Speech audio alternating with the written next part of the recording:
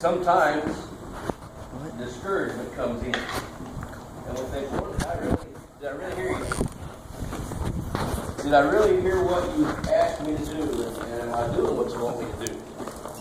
And I'll confess, some of the reason that there's there's been times when we had a great church going, and still do, great church down there. And I thought, we look around, there's been times it's been just, me and Lisa and Mitch sitting there and Jimmy, and we sit around, we talk about the Word, about the Lord. Am I hearing you? I love what I'm doing. I love what I'm doing. Out in the arena, and I get to, and I try to portray Christ. And there's times that I mess up, but I'll admit it. None of it's perfect. We mess up. But I thought, that's not what it's about. Lord, you called me to preach your word and to do these. And what am I doing wrong? Where am I missing it? And he said, wake up. Keep on keeping on. And sometimes you do that. But we get sometimes like a horse. And we get to going. And that horse that threw to Cody yesterday, and kicked Cody and come out of the chute just nuts. Same horse that we had at the house 2 weeks ago riding, walking around. Same horse that out in the arena, we walked him around, we trotted him around, and he was okay. Until we asked him to commit just a little farther. To push just a little harder. And we asked him Dakota asked him yesterday to go from that trot into a lope. And he said, I don't want to. I'm happy right where I'm at. Sometimes we get into a place where we're content with what we got. We're content with everything that's going on, and we get in our comfort zone, and we don't want to step out. And sometimes when we get asked to step out, we throw a fit. I know there ain't nobody here that's ever thrown a fit when mom or dad asked them to do something they didn't want to do. Right? You ain't ever thrown a fit when mom said, do this, go do this, go that. I don't want to. And we do that. And I know that nobody has ever seen Tucker throw a fit when he didn't want to do nothing. Nobody's ever seen that. But the Lord says, we need to step out. You need to commit just a little harder. It might not be easy. It might not be what you think it's going to be. You might not, get everything that you think you deserve. And I don't know about you, but I'm glad I don't get what I deserve. Amen. Because, if I got what I deserve, it would be ugly. And the Lord blesses us with different things, and He gives us that. But He also has His arm out to encourage us when we get in those places. He also was right there. He said, I'm not going to ask you to do anything that I wouldn't do. I'm not going to ask you to step out and do something that I'm not going to walk through it with you. There's that old song that says there's four in the fire. When Meshach, Shadrach, and Abednego, when they looked at that fire, they knew what that furnace was. They knew that if they didn't bow down to Nebuchadnezzar, they knew what their fate held.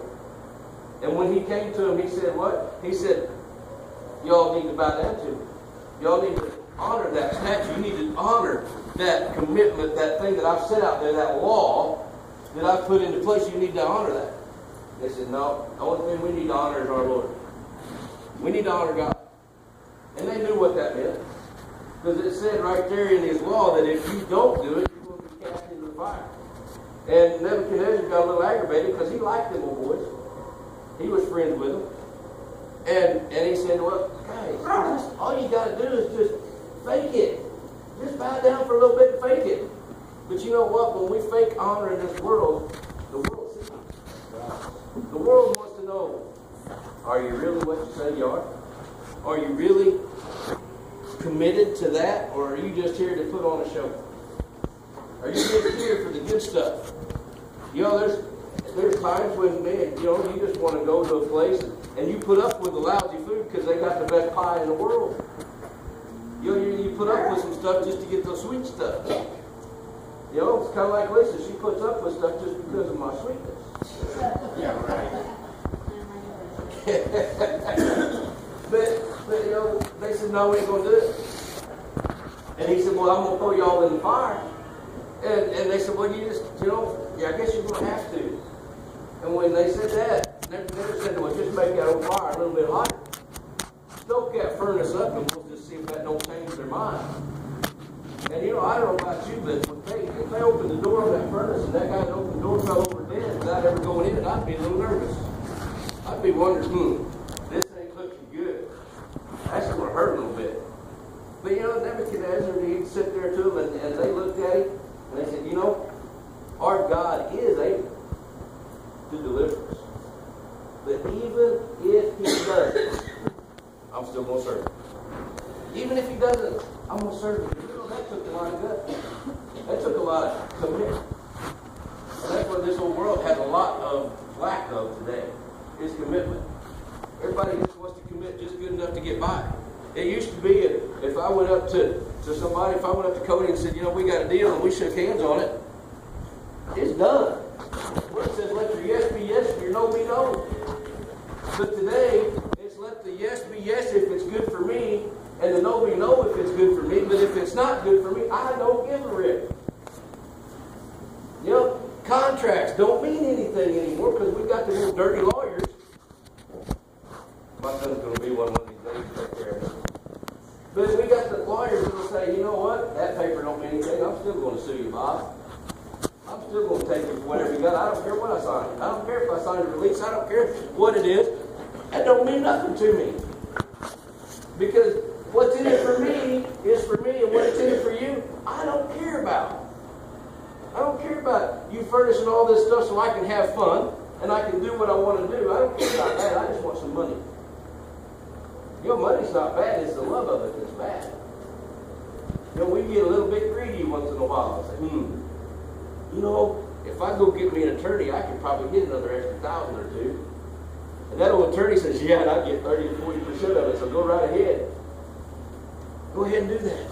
But you know what? The Lord says, let your yes be yes. We've got to be committed to Him. Whether we see the good stuff or we see the hurdles that we got to go over.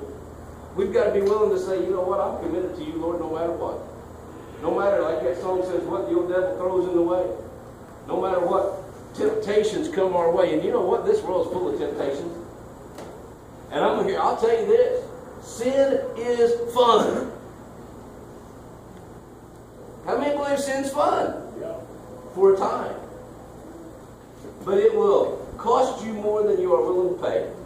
And it'll take you farther than you're willing to go.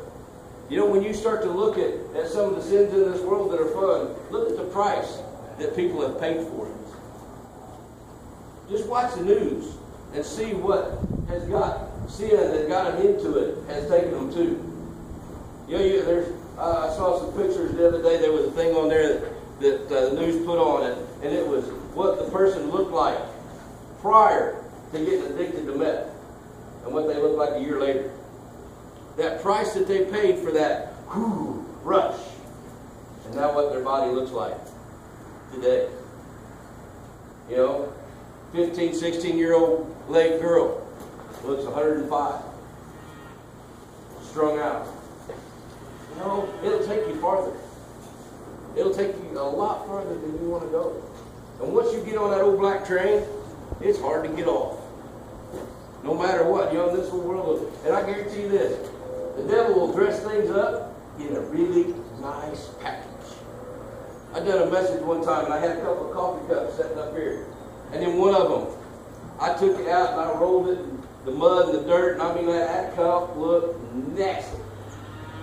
Except for one of the places you can put your mouth on. And inside that cup was nothing but just good cold water.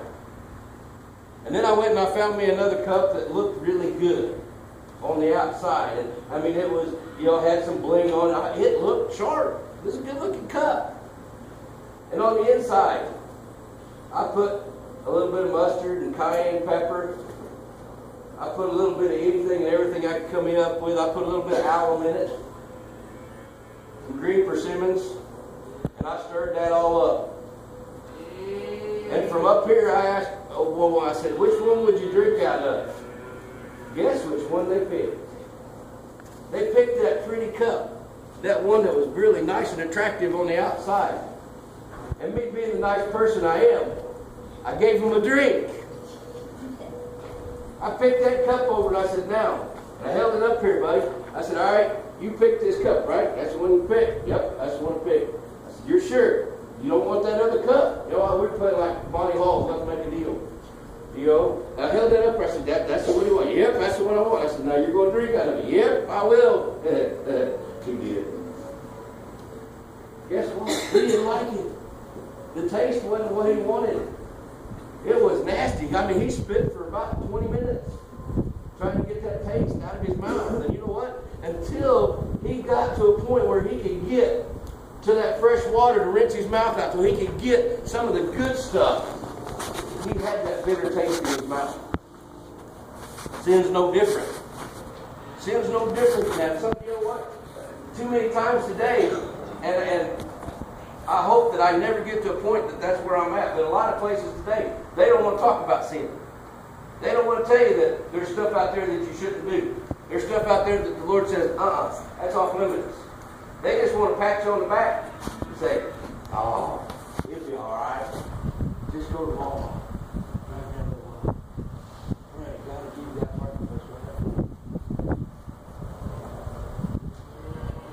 God might want you to walk. He might say, you need the exercise, I'm going to have you park out back. You know, sometimes what we think we need ain't what God wants for us. You know, I'd rather park it, and that old truck of mine's got handicap plates. Somebody asked me, why do you have handicap plates? Here's why I have handicap plates. Not so I can park in a handicap spot, but so I can get a discount at the parks. If I go to a state park, I get $2 off. Some of the national parks, I get in free. I have handicap plates. I don't like parking up front. I park out. I usually don't, because you know what? You know how many cars come out there and hit your car when you're in a handicapped spot? I don't want that. But you know, that's not what, we don't need to be in it for just the good stuff. We've got to be committed to do what God wants us to do. We've got to be able to say no to that stuff. And sin will get in there and it will stay until what? God comes and cleans you out. You know that old boy, he spit and he spit and he spit. Trying to get that out of his mouth. Trying to get that taste out. Trying to get what he had taken in out. And he couldn't do it. But as soon as I took that old dirty cup, I walked over and I said, would you like a drink of this one? How many know that he was a little bit hesitant to take a drink of what I had for him? You know, we sometimes we're that way with God. You know, we've tasted the sin, we've got a bitter taste in our mouth. Maybe we've been hurt at church. Or we've been hurt somewhere along the line by somebody that claimed to be a Christian. Anybody ever heard somebody say, oh, it's full of church, it's full of hypocrites? Anybody ever had that? I've got the answer for you. Tell them to get their wallet out. And to reach in and take all the money that they've got in there and give it to you because they shouldn't have it. And they'll look at you a little bit goofy. They say, why would I want to do that? Well, guess what? There's counterfeit $20 bills. There's counterfeit hundreds and counterfeit fives. And if you're not going to trust in anything that resembles it, why you shouldn't have money? So why you're putting a stipulation on going to church, and you're putting a stipulation on Christianity because of somebody that's counterfeit. Why would you have money if there's something counterfeit out there? You know, just because one person is rotten don't mean the whole bunch is. You know, when you pick tomatoes and you bring them in, you don't throw every one of them out because you find a bad spot in one. You know, when you bring in the apples and you take a bite of the apple and you find a worm, do you throw the whole apple out? I don't. I just eat around it where the worm ain't ate. You know, I don't throw that whole out. You know what's worse than biting into an apple and finding a worm? Biting into an apple and finding a half a worm. That's bad. You know, but we do that sometimes. You know, we don't throw the whole bunch out, you know, because of one little spot. We don't throw the whole bunch out, you know. We shouldn't throw God out just because there's something bad or something we've tasted. I finally convinced that old boy, I said, are you sure? He goes, okay, it's got to be better. It's got, you know, man, I got a nasty taste, man. Something's got to be better. You know, some of us found Christ that way. Some of us found Christ by going, something's got to be better than what I'm doing now. There's got to be a better way than what I'm doing now. And he took it. I handed it to him, and guess what he did? He looked at it before he took a drink. And it looked good. It was clear. He found that spot where there was nothing on it, and he took a drink. He washed his mouth out a little bit, and he drank some of that, and guess what? The taste went away that was in his mouth. That bitterness went away. Because he drank a cup of the pure stuff. Of the water that God has for us that's cleansed us and made us clean. We have that same opportunity today. Maybe we're walking around and we got a bitter taste in our mouth. And we're just, oh, I don't know how I'm going to make it. Yeah. You know what? God can take that bitter taste out of your mouth. He can take it and make it good. I used to put that old worm dirt in my mouth. I started putting it in my mouth when I was 7 years old. Up until a point of about, 25? When I met Lisa, and we started dating, she looked at me and she said, I'll never kiss you with that in your mouth. And she smoked, like licking an ashtray. What's the difference? We decided that we'd quit together. Good thing we weren't married. Whew, that was some rough times. But I did it on my own. Like that old song says, I think I can make it on my own. 7 years went by, and somebody could open a tin up in Annette County. Felt like Toucan Sam. Father knows. Man, I can smell it. Why? Because that desire was still there. Because I was doing it on my own. I finally said, this is nuts. I can't handle it. I gave it over to the Lord. I said, Lord, you might take this away. And you know what? The craving went away. Because I wasn't doing it on my own anymore. I gave it over to Him. A few years after that, several years after that, Dakota got stung by a bee. I went down, and I done something I hadn't done in probably 10 years. I bought a tin. I bought the cheapest, nastiest stuff I could find. And I said, Lord, I know I said I'd never put this in my mouth, but I need to wet it so it'll be good. And I took it, I put it in, and I wondered, why in the world did I ever do that? It was the nastiest. Oh, I almost puked right there. I got it out of my mouth as quick as I could, and I put it on that sting so that it would help him. And I couldn't get to a bottle of water fast enough to rinse it out because God had taken it away. I'm here to tell you today, if you've got something you're stuck on and God's saying turn it over to Him, He will take care of it. He'll be the one that says, nah, you don't need that. I know you quit several years ago or whatever, how long, and that's a good thing. That craving that God takes away, you know what, no matter what it is. And I'm not saying if you chew, you'll go to hell. I'm not saying if you smoke, you'll go to hell. I'll tell you this, you'll get there quicker wherever you're going. Because it ain't good for your body, but, I guess you won't have worms. But you know what? We can turn whatever it is over to Him. I just want to give you an opportunity today. I'm going to ask you if you would just remove the cover and bow your head with me. Maybe you got something that you need to lay down, or maybe you've never accepted Jesus Christ as your personal Savior. Today's the day. Today's the day that you can say, Lord, I can't make it without you. Can't make it without you holding my hand. Can't even walk. I need to reach out to you. I need to give you my life. And let you clean me. And get rid of that bitterness that's inside. Get rid of those things that are inside that I don't need. And help me to commit to you and walk with you. That's you this morning. I'm just when nobody's looking around. Private moment between you and God. If you need to lay something down, or maybe you need to lay your heart over to God first time, somebody asks you to just lift your hand up. Nobody's looking. Just say, Lord, just raise your hand and say, Lord, I need you. Thank you, Lord. There are others today say, I need you, Lord. I need to lay some things down. I need to give it over to you. I'm going to ask you if you would, as Jimmy plays. I'm just ask you to pray with me.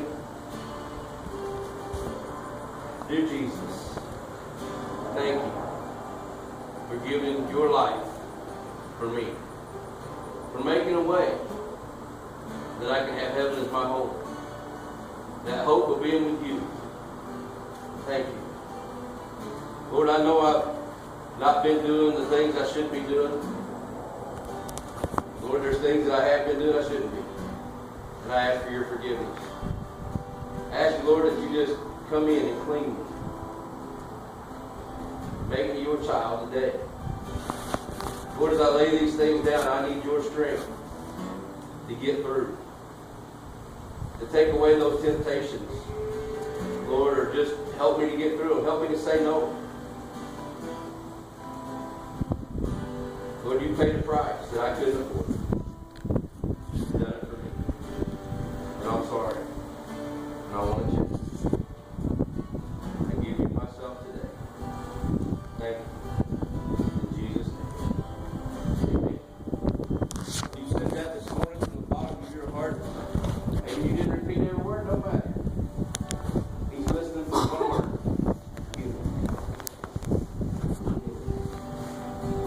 You've done that, he heard you. He knows.